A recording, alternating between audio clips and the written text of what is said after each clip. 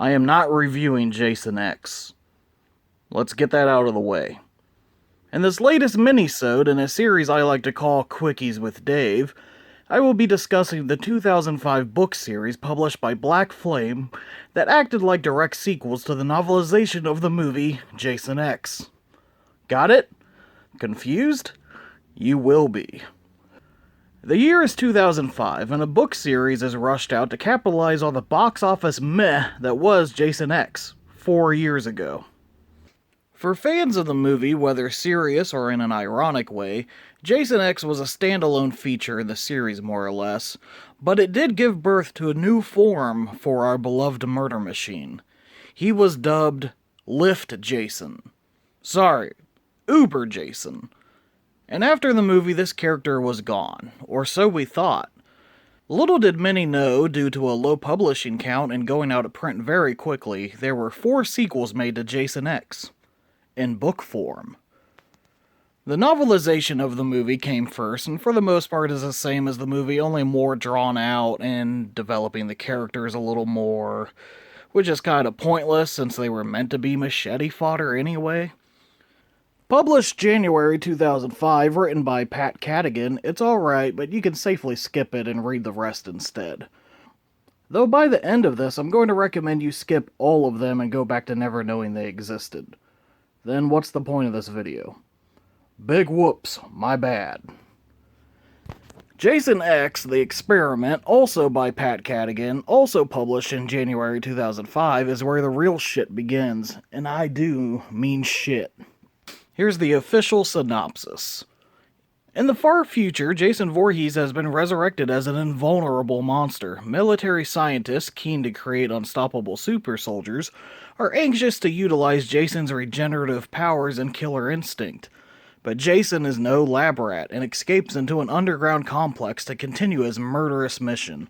The scientists will soon find out to their horror that evil cannot be harnessed and cannot be stopped. Full of futuristic thrills, action, and good old-fashioned slasher mayhem, Jason X The Experiment proves there's only one thing worse than an unstoppable killer. 2 of them.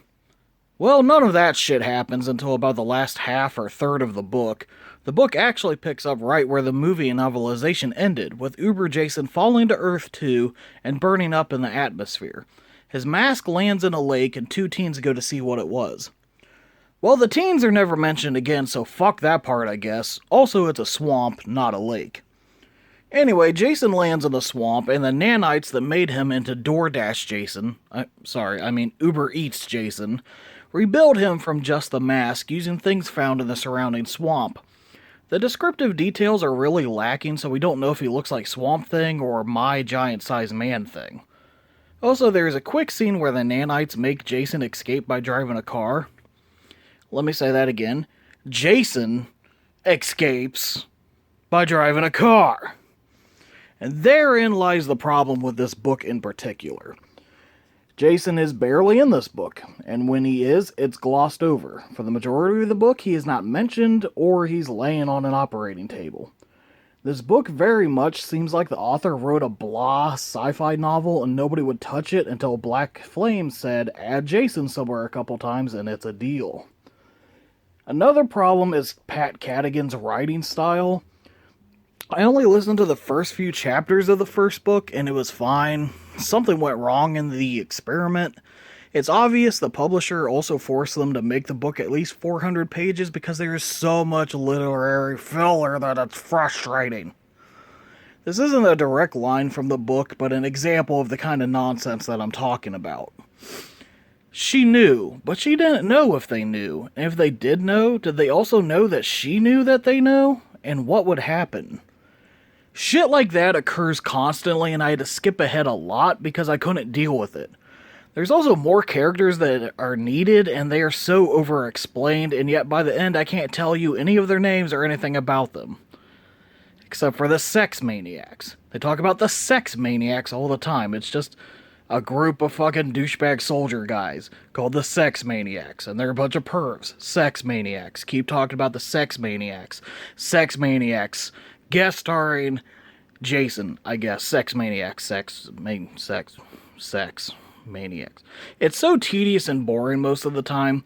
The first few and last few chapters are decent, but the bulk in between is dog shit in word form. And of course, no surprise that when you have an undead killing machine, the government wants to clone it. Such a fucking cliche, and by the end there are upwards of 5 Uber Jasons running around, and they just gloss over it. And at the end, we never see or hear from them again in the other books. Anyway, at the end, the real Uber Jason, please stand up, is shot into space again. Make it someone else's problem. Anyway, sound terrible? Well, it only gets worse from here. Much, much worse. Planet of the Beast by Nancy Kilpatrick. Published June 2005. Official synopsis. In the far future, the grim legend of Jason Voorhees has passed into history, his unspeakable killing sprees all but forgotten. But, on Planet 666, the sinister Dr. Bardot has discovered the comatose body of Jason and plans to clone his undead flesh to create a controllable living weapon. However, Bardot unwillingly revives the synthetic monster, and soon his crew are fighting for their lives against the unstoppable Jason Voorhees. Full of futuristic thrills, action, and good old-fashioned slasher mayhem, the question of cloning has now become one of life and death on the Planet of the Beast. I like how they recycled some of the summary from the other books, and I don't know if it's Bardox, or Bardot. Don't really give a shit. But anyway, Jason lands on Planet 666, aka Planet of the Beast. So we'll skip over this book and on to the next. Okay, fine. Fuck. Kilpatrick writes like I did in high school. Planet 666. Characters named Bella Morte and Savini. The kill scenes are exhaustively ridiculous, like this is a splatter movie adaptation, not a Friday the 13th property. I will give her credit for making the pacing a lot better than the last book, but I still didn't care about anybody or anything going on besides Jason X. Did I say Jason X? Yeah, she thinks that the name of the character is Jason X. I agree calling him Uber Jason outside of the end credits and a production point of view is real dumb, but at least someone who watched the movie knows that Jason X is the name of the movie because it's the 10th entry in the series. Jason X is not the name of the fucking character. She also mentions his blue eyes constantly. Look at the fucking cover! Even when he was less Uber, he had brown eyes, albeit color differed actor to actor, but this is Jason X. Tinder Jason. His eyes are glowing ass Satan fucking red. I could forgive her ignorance. Non-fans get hired to franchise elements all the time, but I read an interview where she said she was a huge fan of Friday the 13th and was honored to write this book. That makes it so much worse. Anyway, blah blah awful blah, Jackie Gleason sends Jason X to the moon, the Death Moon. On to the worst book of the series. Hands down.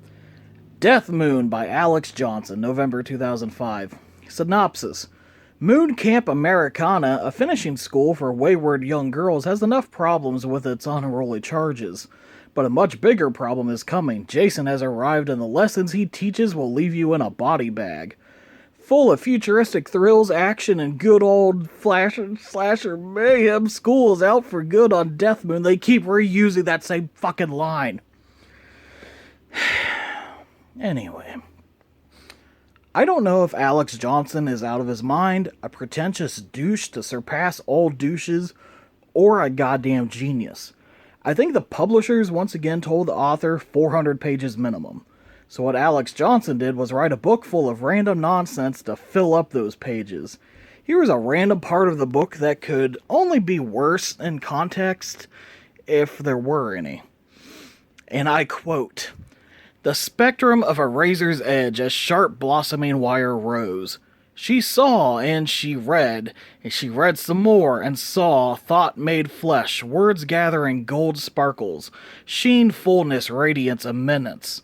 Sharp words, words sideways and perplexed, bothersome words, bad words, poison words, pinhead dots of mercury scarab, arabesque, tetrus blood gems from Satan's wineglass, and silly words like trismegist. Some books were the devil's own claws, words set upon her chest, burning coins, dark things, real words. She cradled them in secret, Perplexed, changeful things made him suck hoses. She mothered and fed them like squiggly neon worms, and then when she ate them, all the kids died.